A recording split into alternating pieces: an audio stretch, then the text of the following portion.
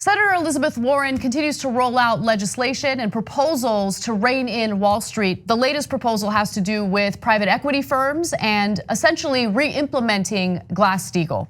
Warren is calling for the reinstatement of a modern Glass-Steagall Act, which would wall off commercial from investment banks, new restrictions on private equity industry, and legislative action to more closely tie bank executives' pay to their company's performance. So as we know, oftentimes if a company isn't performing so well, a CEO still gets a giant bonus. I mean, that certainly happened after the economic meltdown in 2008, which infuriated a lot of people. Some of the companies that had to be bailed out included CEOs who got giant bonuses.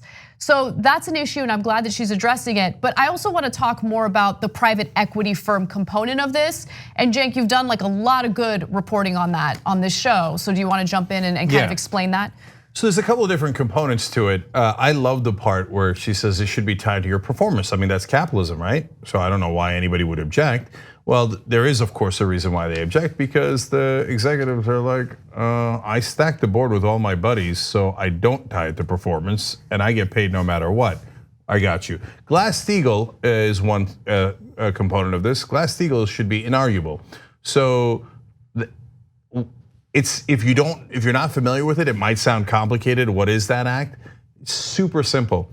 In the old days, before Bill Clinton and the Republicans did deregulation, and that was bipartisanship, the kind that Washington celebrates, the kind that picks your pocket. What they did was, what they had before the deregulation was, if you put your money into a bank, the bank can't then take it and gamble with it. That's the investment bank part. You want to gamble, no problem. You want to call it investments, no problem, right? But you do that with your own money or the money that has been brought in by institutional investors. You can't take depositor money and gamble with it. Clinton said, yes, you can.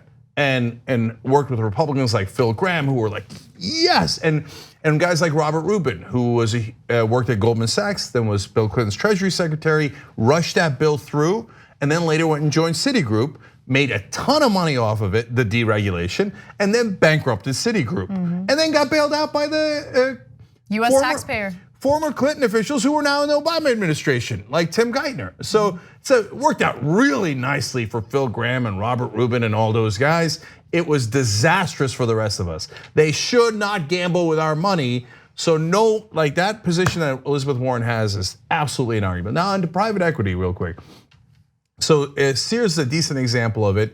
Toys R Us. Toys R Us, another example. But almost all the major names that you've heard of, see what they say is, it's Amazon's fault. They put them out of business because retail stores don't work anymore. No, private equity vampires came in there, and you can do private equity right. And that's what she's saying. She's not saying she's going to kill off private equity. She's saying, hey, we need to have some guardrails here because the guys who are acting badly are destroying these huge industries, American jobs, etc. So one of the things that they do, the bad guys do, is they come in and they go, hey, I bought this thing. Now I'm gonna get a lot of debt on top of it. And then instead of taking the debt, what do you take the debt for? To invest into the company normally, right?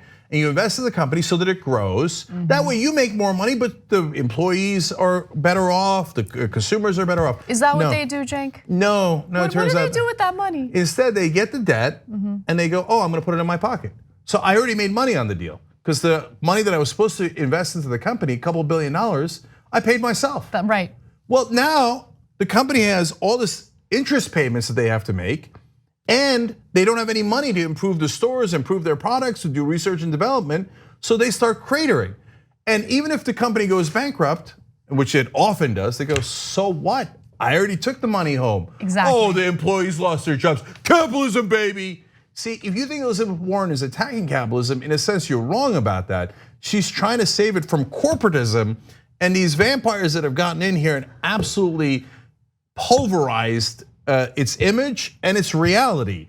So, I think that these reforms make a ton of sense. And if you were a true capitalist, you would think that. If you're a democratic socialist, you would certainly agree with that. Yeah. I think the only people who wouldn't agree with it are the people who want to rip people off and the politicians that they funded.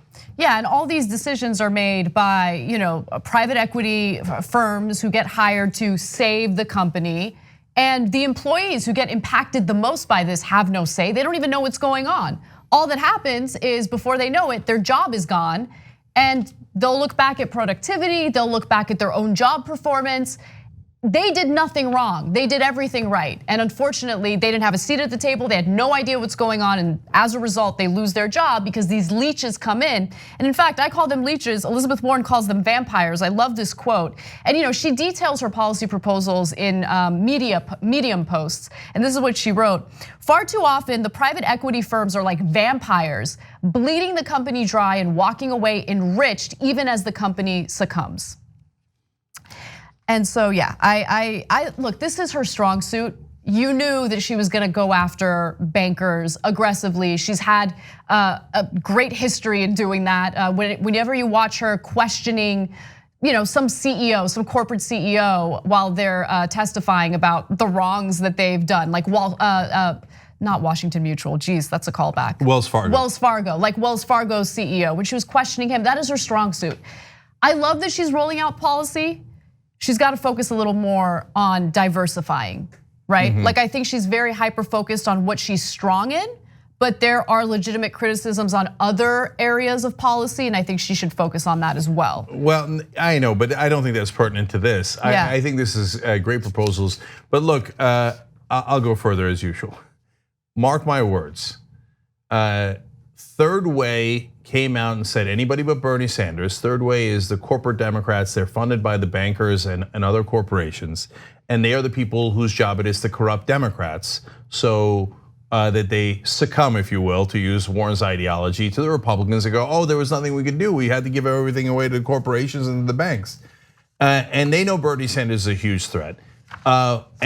And their thought was, we can live with Elizabeth Warren as long as not Bernie Sanders, and we want her to take away voters from Bernie Sanders, right?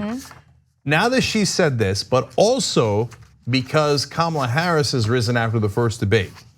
Third Way is just the tip of the iceberg, and they're just representative. They're not the end all be all. It's the corporations that they represent, the banks that they represent, that's the real issue.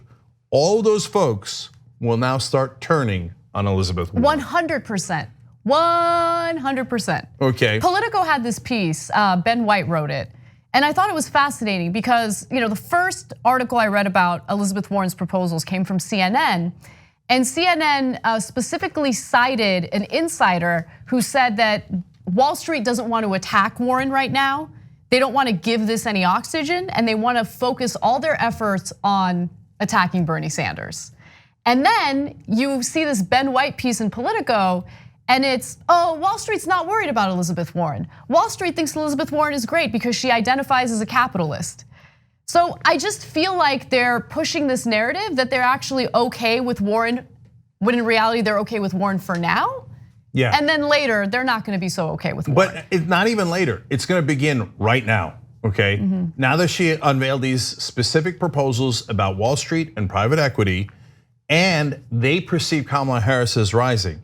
And now, if the press was not in the pocket of the big corporations, well, then they wouldn't turn on her. They might report a couple of things that were leaked about the banks, etc., and they'd be done, and what has been generally positive coverage of Warren would continue.